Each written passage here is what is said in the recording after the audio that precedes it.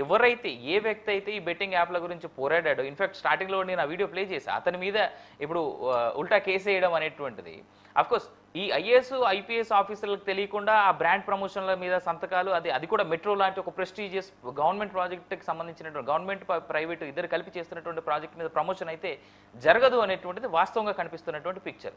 ఇప్పుడు వాళ్ళు అలా చేశారని అతను అక్యూజ్ చేసినందుకు కారణం చేత ఒక కానిస్టేబుల్ వెళ్ళి కంప్లైంట్ చేశారని అతని మీద ఇప్పుడు ఎఫ్ఐఆర్ ఫైల్ చేసి అతని మీద కేసు నమోదు చేయడం జరిగింది. So what are the consequences that is going to face sir? And ఇంత ఇర్రెస్పాన్సిబుల్గా ఉన్నటువంటి ఐఏఎస్లు ఐపీఎస్ల మీద కూడా కేసులు ఎందుకు ఫైల్ అవ్వలేదు? ఎగ్జాక్ట్గా మీరు అన్నది valid point, $1 million question. Prior to enter in to the arena ఒక 3 సందర్భాలను మనం గుర్తు చేసుకోవాల్సి వస్తుంది. వైల్ హీఈస్ ఇన్ కెనడా, ఈ అన్వేష్ అనే వ్యక్తి కెనడాలో ఉన్నప్పుడు ఒక డిస్ప్యూట్ క్రియేట్ అయింది. ఒక ఫామ్ హౌస్కి వెళ్ళి దీని పక్కనే ముఖ్యమంత్రి గారి ఫామ్ హౌస్ ఉంటుంది, కేసీఆర్ గారి ఫామ్ హౌస్ ఉంటుంది అన్నారు. మరి దాని మీద ఎందుకు ఎంక్వైరీ జరగలేదు? అది కూడా ఎంక్వైరీ జరగాలి కదా. ఇప్పుడు అన్వేష్ ఇనిషియేట్ చేసిన అని చెప్పినప్పుడు అన్వేష్ ఎవరి మీద అయితే ఆరోపణలు చేసినారో counter case must be filed. Correct. Why the police is ఎందుకు ఇన్హిబిషన్? ఎందుకు వాళ్ళ మీద వాళ్ళ కేసులు రిజిస్టర్ చేసుకోవడానికి? అన్వేష్ చెప్తేనే కదా భయ్యా సునీల్ యాదవ్ మీద వీళ్ళందరి మీద కేసులు అయింది, అంతే కదా, వీళ్ళందరికీ నోటీసులు ఇచ్చింది. మరి అన్వేషే చెప్పినప్పుడు ఎవరో ఒకరు చీఫ్ సెక్రటరీ కంప్లైంట్ ఇవ్వాలి డీజీపీ మీద, ఎందుకు ఇవ్వరు? నేను ఇక్కడ భయ్యా యాదవ్ని కానీ అన్వేష్ని కానీ నేను సపోర్ట్ చేయట్లేదు. నేను స్ట్రైట్గా డీజీపీ గారిని ఒక క్వశ్చన్ అడుగుతున్నాను. గత సంవత్సరం 1.5 years నుంచి గౌరవ ముఖ్యమంత్రి గారు ఎన్నిసార్లు, ఒక డజన్ సార్లు బహిరంగంగా బాధపడ్డాడు. నన్ను అనవసరంగా 13 రోజులు డిటైన్ చేసిండ్రు. దేని వల్ల చేసిండ్రు? టెలిఫోన్ ట్యాపింగ్ వల్ల. అరుణ్ గారు, ఐ థింక్ హీస్ ఫ్రీజ్డ్. నేను ఒకసారి టెలిఫోన్ ట్యాపింగ్ తో నా కుటుంబ టీఆర్ఎస్ గవర్నమెంట్ ఇన్నది. Prabhakar Rao is the main accused. Correct. Main accused అన్నప్పుడు ప్రభాకర్ రావుని ఎందుకు తీసుకురాలేదు? మరి ఇప్పుడు అన్వేషణ ఏ విధంగా తీసుకొస్తారు సార్? ఇన్ఫాక్ట్ భయ్యా సన్నీ యాదవ్ కూడా ఇప్పటి వరకు వచ్చినట్టు, కానీ అతన్ని డీటెయిల్ చేసినట్టు డీజీపీ మీద ఆరోపణలు వస్తే గౌరవ ముఖ్యమంత్రి కేసులో రాష్ట్ర గౌరవ ముఖ్యమంత్రి మీద మాత్రం ఏమి సోయి లేదా డీజీపీ గారికి? ఎందుకంత అంటే తన దాకా వస్తే కానీ తెలీదా? ఈ విషయాలు కూడా మనము చర్చకు తీసుకురావాలి.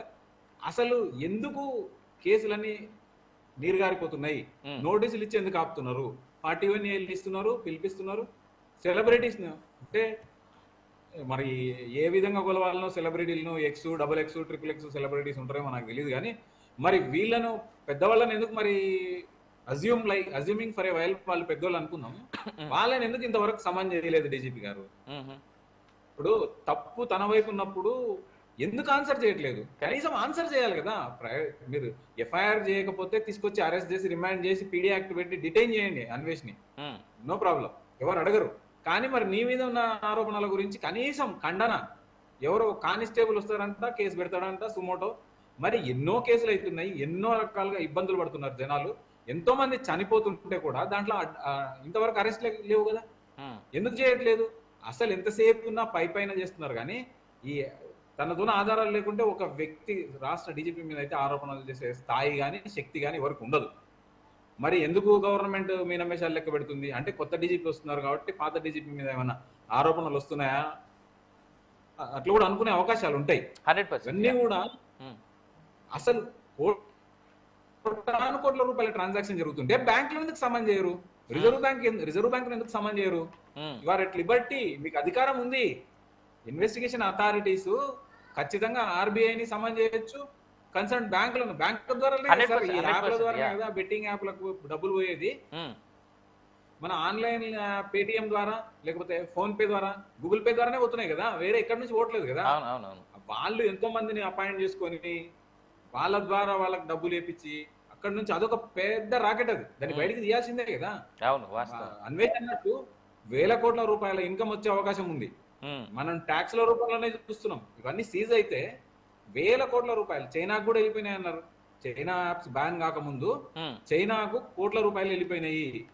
ఈ ఫైనాన్స్ మరి క్రెడిట్ ఆఫర్ చేసే యాప్ల ద్వారా డబ్బులు ఇచ్చి 5,000 ఇచ్చి 15,000 20,000 వసూలు చేసుకున్న యాప్ నిర్వాహకులు అనాథరైజ్డ్